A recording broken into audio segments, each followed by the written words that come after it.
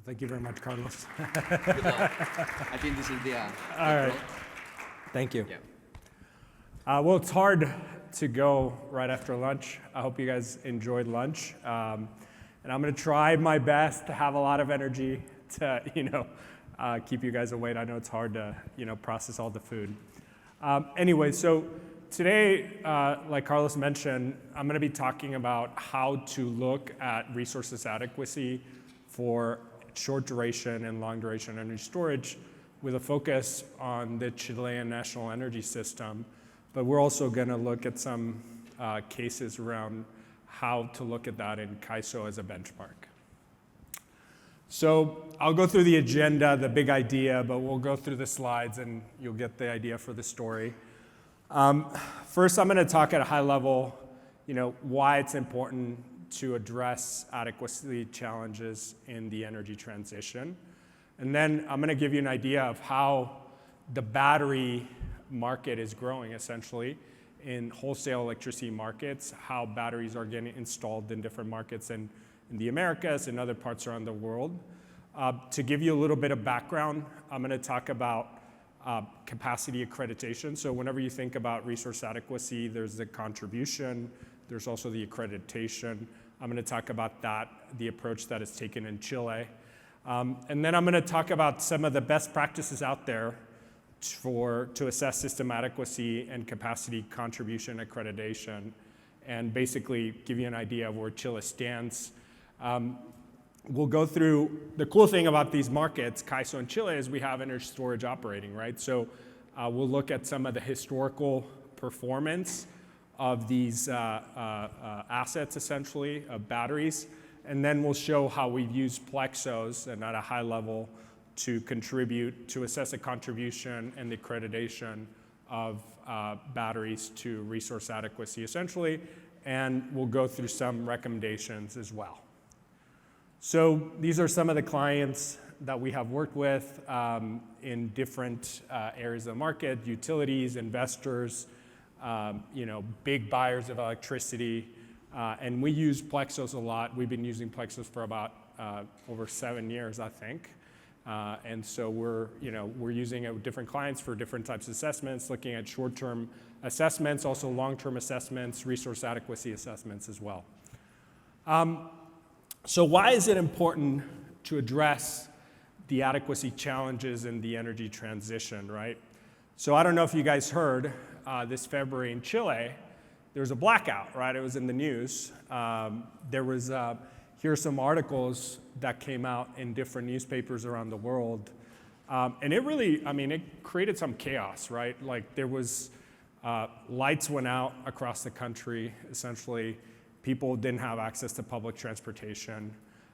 So this blackout, while it wasn't caused directly by renewables, right? There was a bunch of factors. And if you guys are interested in learning more about the blackout, come and see me. We wrote a paper on it, and we can certainly provide it to you and sort of talk about the different factors that cause that. But it reminded us of how important reliability is, right? And when it comes to a system like Chile's, which is basically an island, it only has like a 220 kV line to Argentina, that has integrated a ton of solar and wind. We are in 2025, we reached days where the daily production of wind and solar are 45%, essentially. So the system does have a lot of renewable energy integration, a lot of variable renewable energy integration. So this reminded us of the importance of reliability, right? And, after this morning, I really thought that maybe I should have added some sharks in the bottom, but, I don't know. I like the picture and did not see that coming. But anyways, to transition the electricity system into a more sustainable one, we cannot, basically think, decarbonization versus reliability. That's not how it's going to work out. We have to do both, right? And it's possible to do both. It is a tightrope to walk, essentially. And as you see in this picture, it is hard to walk that rope, essentially, between reliability, affordability, and decarbonization. But it's important we do it well and we understand it. And I would even say that, if you don't have a reliable system, basically it's really going to be hard to talk about decarbonization if you start losing that reliability and affordability. So let's look at how batteries, right? What batteries are looking like in different, the deployment of batteries in wholesale electricity markets around the world, in the Americas and some markets, right? And so here we see some figures essentially of how batteries have been deployed over the past, 7 years essentially. And we see that, CAISO and ERCOT in the Americas are leading the way. CAISO really, started very strong essentially. And ERCOT has been, catching up very rapidly. We do see that the activity is also starting to grow in other markets as well. Australia has grown quite a bit, also NISO in the UK as well. And we do see Chile starting to pick up. Keep in mind that the peak load in Chile is about 10 gigawatts essentially, so we're almost getting to about 1 gigawatt of capacity, which is a significant amount. And here we see what the best installed capacity has been in these different markets, and see how many projects are in the interconnected queue before 2026. So there's a lot of activity going on in these different markets. And in Chile, we expect that by 2027, we should get to about 3 gigawatts, give or take, essentially. So this is something that is growing and changing very rapidly. We do a monthly newsletter where we go through these figures and update them, and also do benchmarking of how these batteries are operating. So if you're interested in signing up for that, it's a free newsletter, interested in signing up, please come and see me, and happy to add you to the mailing list. So how does capacity accreditation work in Chile, right? So we see the figure here on the left, right? And in Chile, there is a term called sufficiency, essentially. So that's what's being accredited, which is not quite, adequacy or firmness, right? It's kind of like a combination of both. And so the way that it is accredited, essentially, you have the different technologies, right? And they determine, based on historical information, how much each technology contributes to adequacy, essentially, in the system, right? And that's just based on the capacity of the technology. It's based also on the availability, the forced outage rates of the technology, and that's based on historical data. And then they go to, and remember that term, preliminary sufficiency capacity. So first, they determine the preliminary sufficiency capacity of the different technologies, which is based on, historical availability, right? And then what they do is they go in another step, and basically they look at the maximum demand of the system, and they say, okay, we're only going to recognize it as much capacity or accredit as much capacity as the maximum demand, right? So they basically come up with a factor, right, and say, let's say that the capacity in the system, the installed capacity in the system is, twice as much as the maximum demand. Then at the end, whenever they look at accreditation, they would apply, 50% factor, essentially, to reduce. So all the accredited capacity would be equivalent to the maximum demand of the system or subsystem, essentially. An issue is, there's no reliability target. The only thing that is being done is saying, hey, we need to have enough capacity to meet the maximum demand, and that's what we're going to pay for, right? There is a capacity price, and the capacity price is basically determined by an analysis that's done every 4 years to determine the cost of the most efficient unit to provide that reliability, right? So for many years, that unit has been a 70 megawatt peaker, essentially. And so they determine the price. That price is also, there's factors that are calculated based on capacity availability, which differentiate the price based on a nodal basis as well. And And then, that study's done every 4 years, but it is updated, that price. It is updated by index-entry formulas, right, to account for inflation or however that technology is being updated going into the future. And then what you get in the end, if you're you have an asset in the market, you have your final accredited sufficiency capacity, which has basically been discounted by, that maximum demand factor. So, you get a haircut from that. And then you got the capacity price of the node, and that is your capacity payment. There's only one value that is calculated per year, essentially, right? So we see that there's some challenges with the way that capacity is being recognized in terms of really, matching the capacity or, the contribution with the way that the accreditation is happening. For batteries specifically, and part of what we've seen a lot of the growth in the market as well is this past June, the accreditation for batteries was established, right? And so basically the way that, the capacity is, like I said, is determined for any type of technology is you have the initial capacity, then the preliminary sufficiency capacity, and then the final capacity, which is, the final sufficiency capacity, which is basically deducted by that, unique factor that's calculated between the ratio of the supply and the maximum demand, right? And so for batteries, the way that the initial capacity is determined is just based on a very simple table that says, hey, if you have 1 hour duration, you get 36% accreditation, right, for the capacity that the battery has. If you have 5 hours, you get 100%. And the reason that happens, the 5 hours, is because the whole idea around the capacity market in Chile is based on firmness, so being able to have enough generation to be there for 5 hours in the system, and that's the requirement for every other generator that's in the system.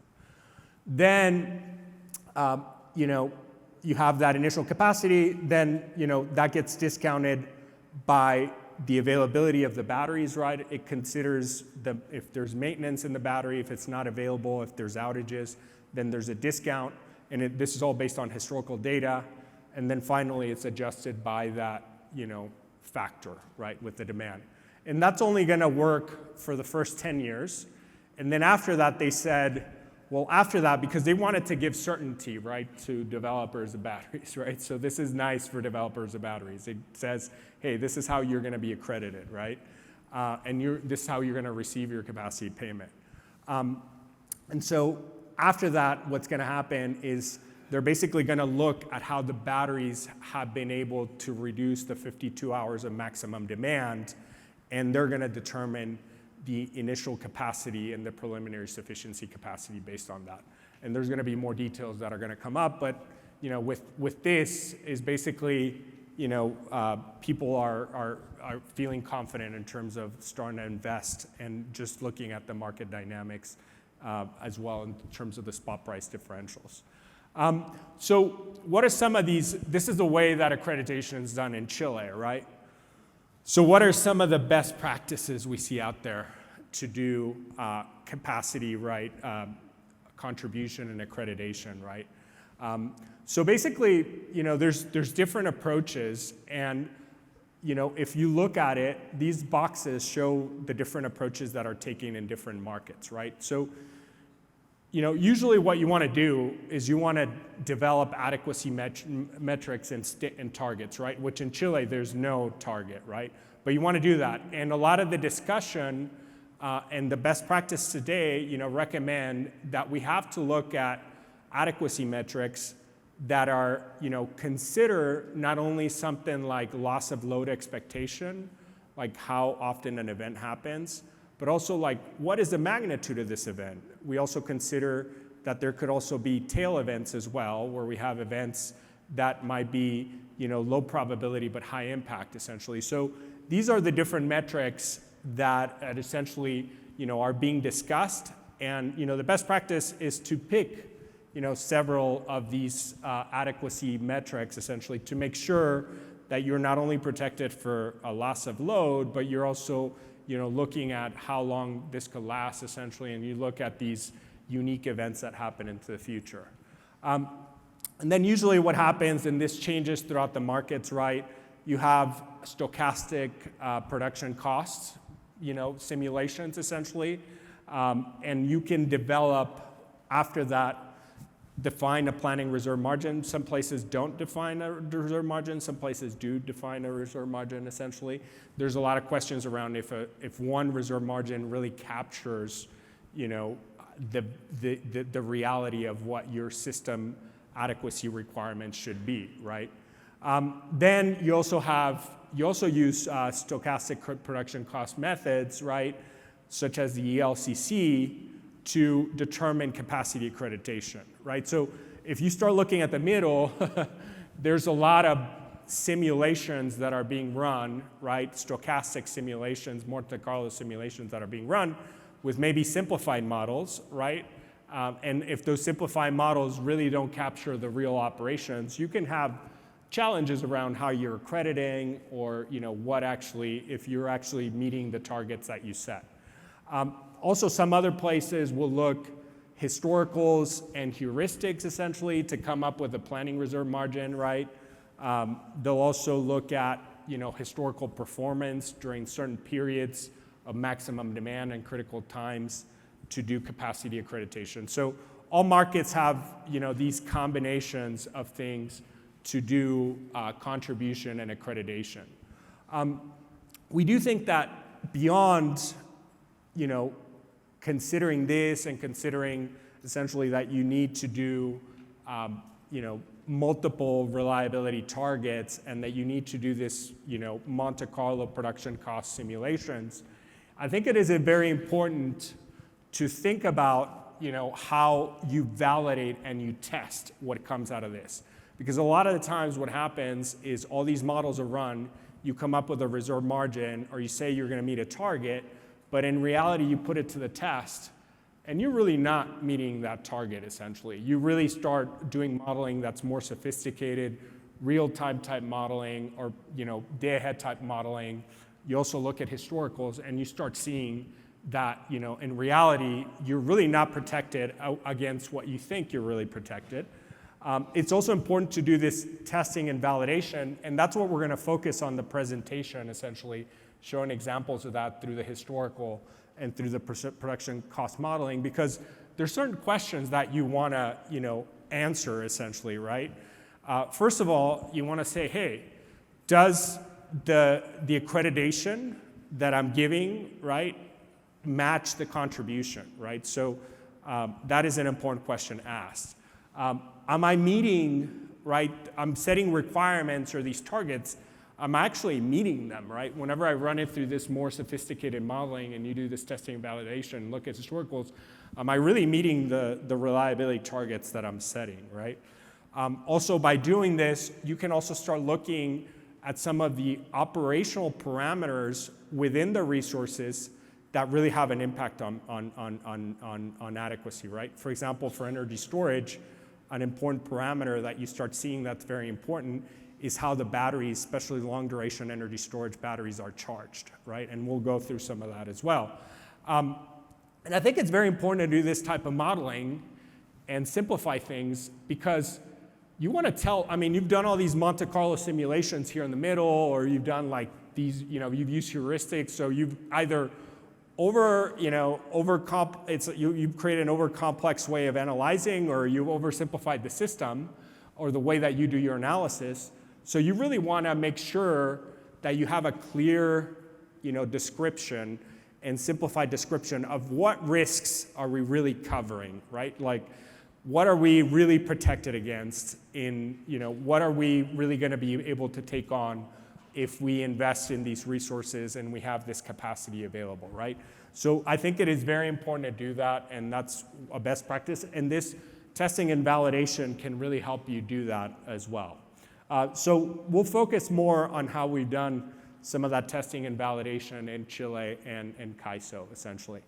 So in Chile, it's not very sophisticated. It's based on historical performance, right? So in Chile, it's basically historical heuristics, historical performance during critical times that basically determines the capacity accreditation there's no target. The only thing is, you got to have enough capacity to essentially, have enough capacity to match the maximum demand, right, of the system. And that's how you're going to pay for that through a market, through a capacity market. So we start looking. The great thing is we have historical data, right? And so we start looking at some of the contribution for these assets during the periods of the critical periods in the system. Well, traditionally, critical periods were defined as the periods of maximum demand. That's not necessarily the case. Moving forward, a lot of the most critical periods are actually when you have a high enough demand but lower resource availability with renewables, right? So it's a combination, or you have other, events that happen in the system that might reduce the amount of firm capacity that you might have. So it's becoming more complex than that. But if we look at it, in Chile, essentially, we look at the load. Well, we see, first of all, this is the load, the hourly load from 2017 to 2024. You see the magnitude of the system. And you see that the system really doesn't, it has some winter peaking and some summer peaking, right? Chile has not had as much of an influx of air conditioning, right? So you do have space heating and the combination of that, but not as much adoption as in other more developed countries. And so we're going to look at how the generation looked during the 2023 and 2024 summer peak load and winter peak load. So if we start looking at 2023, essentially, these were the peak days, right, in 2023. So we start seeing some things, right? Well, there wasn't very much batteries then, right? It was barely getting started. But what we do see is that during the summer, which is in February, right? It's the southern hemisphere, so sometimes people get a little messed up by that, but just keep that in mind. But what happens in the summer is you have a lot of solar supply, right? There's a lot of solar capacity that's being installed. And so you see a lot more solar generation, but when you look at the peak day in the winter, you see that solar supply almost drops by 50%, essentially, right? And that happens persistently. That's something that we know because of the solar resource, right? So question, we start asking there is like, this is something we know, so how are the batteries going to be charged in the winter, right? If you're developing enough solar capacity for the summer, right, how are the batteries going to have enough energy to charge, and are they going to be able to provide adequacy, right? So that's a question. Another thing you see is that you have hydro generation as well, right? That is important, right? And this hydro year was a bit dry. So you see that, the generation levels, if we compare it to 2024, which was a much wetter year, so the hydro is the blue colors, right? We see a lot more hydro supply, right? So again, one of the challenges that we have to start thinking about with batteries, right, is in Chile, in the winter, what are going to be the hydro conditions, because they can provide the energy to charge the batteries. We know that solar is going to be much less.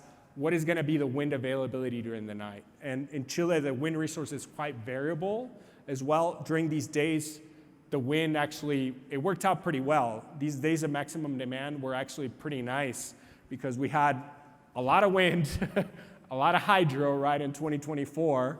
And so that, compensated to be able to supply. But the challenge in the future, what happens if the wind is not there? We know the solar is not going to be there as much. And the hydro, we have a dry hydro condition, right? So those are things we have to start thinking about, right? And so if we look at 2025, I wanted to show you not the days of maximum demand of 2024, but just January of 2025. So I could also show how the batteries are dispatching during those periods as well, which in the bottom we show the battery dispatch of all the resources in the system, and the top line is the preliminary sufficiency capacity, right? That accreditation that I was talking about. So this graph, we have the 10 days of maximum demand in 2025 during the night, right, in January. And what we see is essentially, we see a system, right? And then in the bars, we see the accreditation for all the different technologies, right? So we start seeing some challenges with some of the accreditation that is being done, right? So solar contributes, or it gets accredited one value per year, right? So it gets accredited for being there during the night, which is really not there during the night. So we see that. We see accreditation of hydro, which we're not going to show the analysis we did for that, but hydro accreditation is quite high, essentially, relative to actually for a more dry year, essentially. So that capacity might be overestimated. We see a lot of diesel generation. So the question there around the diesel generation, those are expensive units to operate. Are they really going to have the fuel available to be there persistently if there's a persistent event during the winter where there's not a lot of wind resource, right? And that wind resource drops, right? And how expensive is energy going to be? And are the batteries going to be able to charge all the energy that they need to provide adequacy? And then we see some natural gas and some coal and their accreditation. But the challenge, well, let me go back, right? I'll go into the coal and the gas capacity, but let me go to the batteries, right? So for each day, what we show in the bottom graph is actually how the batteries dispatched, right? And so we also start seeing some issues with the batteries. We see how much they were accredited, but we do see some days where they did not reach the amount that they were accredited, right? Even during the peak hours, right? And they only provided, a limited amount of peak, and some questions that you start asking, why did that happen, right? Were they providing ancillary services, which we're not shown here, but that could be a reason they're not providing that. Were they charged to be able to actually dispatch? So those are the questions that you start asking. Are they going to be able to provide that energy? In the summer, in theory, they should, because there's a lot of excess renewable energy, but how about in the winter, right? And another challenge in Chile is that the thermal capacity is rapidly being aging, right? So there's about 3.2 gigawatts, essentially, of natural gas that is over 21 years old, right? And there's a lot of pressure to retire coal, right? And so I'm going to show you this graph pretty repetitively a couple times.